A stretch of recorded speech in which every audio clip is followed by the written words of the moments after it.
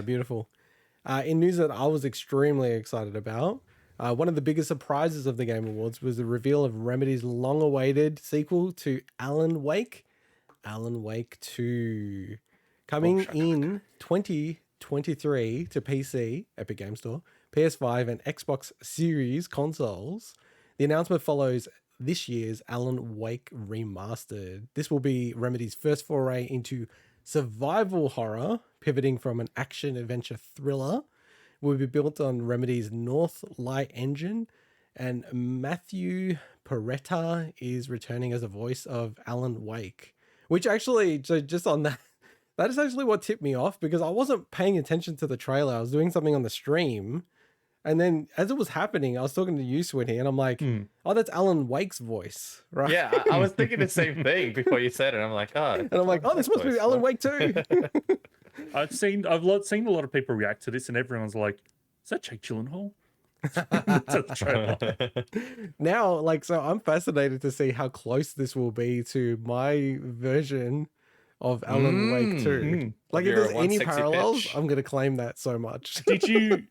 I can't remember in your pitch if you talked about it being much more like horror based or not, or I think yours was more about the plot and didn't really go into anything beyond that. Yeah, I definitely didn't. But you know, like I felt the game. You know, I remember saying with Alan Wake 1, sorry, when I did a retrospective on it, because I only played it last year or this year, recently at least, and I felt like definitely it was like a horror game. Like there was massive horror elements to it. Totally. So I was really glad to see Sam Lake, who created the game and directed it, saying, oh, there's definitely horror elements in the first one, but this will be our take on the survival horror genre. I'm like, cool. This game's going to scare the shit out of me, because the first one scared the shit out of me. Really? Yeah, we'll get to this when we talk about Slitterhead in a little bit, but yeah, people's concept of horror and video games is horribly misguided. Like, what do you mean? Horror is a theme, you know, it's a genre, it's not a gameplay element. So that's why I really like that they're clarifying it's a survival horror game, you know, because we all have an idea of what that entails, as opposed to its themes are horror and it's got jump scares and stuff, you know. Yeah, and I was glad that he actually mentioned that the first game had like horror elements to it, which I definitely like. I always got annoyed when people are like, "Oh, it's not a horror game," or "There's no horror in it." I'm like, well, I don't know what horror is or horror themes. If it doesn't, it definitely has that. So, yeah, I'm like super pumped about this. It was quite interesting when Jeff was talking about it, and he sort of, I think, kind of like let it slip that Sam Lake, this is like the #1 game he's wanted to make for a long time. So cool. That's pretty interesting. So you did your retrospective review in November last year, actually. So it was last year. Wow. Jeez, okay. Yeah. That was before we even had face cams. So. Oh, damn. That's back in the day. It's cool to see the face of Max Payne in the B-roll, by the way. Although, ironically, if you guys have played because I played all the Max Paynes, if you played Max Payne 3, I look more like Max Payne now. Yeah. Sans the bald head. But I could do that. So next are you as looking well. forward to this as well, Mike? Oh, hell yeah. I loved Max Payne back on the 360. This was Max Payne. Alan Wake. I thought you were joking. That's awesome. That's awesome. I loved Alan Wake back on the 360, so yeah. Yeah. How about you, Swinny? Are you going to jump in on day one on this, or? He's too scared. No, so Alan Wake. Okay, Swinny, what kind of, this is so far away. Can we just like set this up? What does the channel need to do? Can you let me actually finish answering the question? I don't want you to say no, you're not going to play it before I even make a bet with you. What do we need to do for you to play this game? First of all, I haven't said anything about it yet. So let me finish answering that question before your stupid question. I haven't finished the first Alan Wake, so I'd like to play through that before I ever play a sequel. That's all. But would you play this, given that it's a survival horror game? I don't know if I'll ever play through the first one. So the thing is, like, if I'm going to play through this, I'll see how much I enjoy the first one. The thing is, like, I'm not against playing horror games. It's just there's certain games that I'm like, I don't want to touch that. A game like Outlast we talked about. I know that's a game I don't want to play. Doesn't appeal to me. I'm not going to enjoy it, right? And look, a lot of horror games will fall in that bucket, but there's also a lot that's like, you know, again, we'll talk about Slitterhead later, where it's like, depending on the style of how they implement it, you know, it's probably going to be up my alley. So it's just I haven't finished Alan Wake 1, so that's all. Yeah.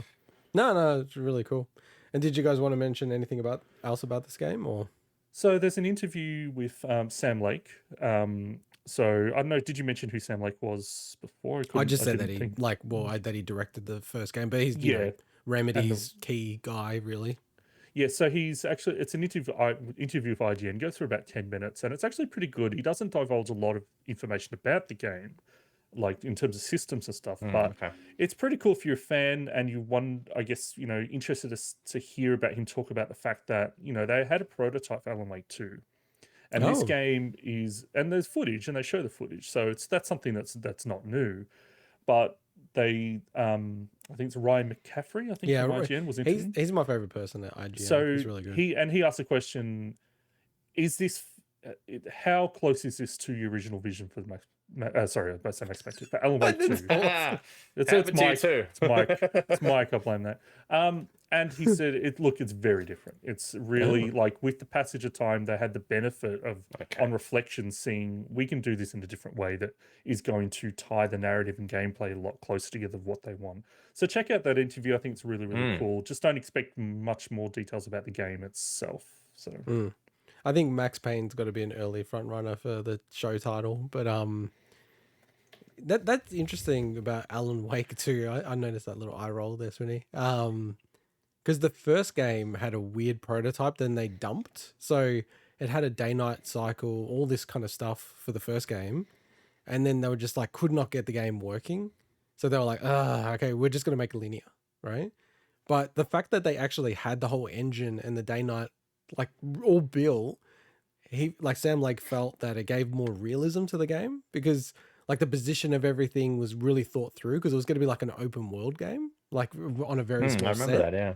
So like, and it really does feel like that when you play the game. It feels very tight, like it lived in, like real, and just like where things are placed are very logical, which is not normal for a lot of games, to be honest. It feels like corridors all connecting to each other. So yeah, I'm super pumped about this game. Hopefully it comes early 2023, but it's probably going to be at the end of that year. But I'm glad that there's going to be some cool games in 2023. All right, let's move on to another big announcement at the show.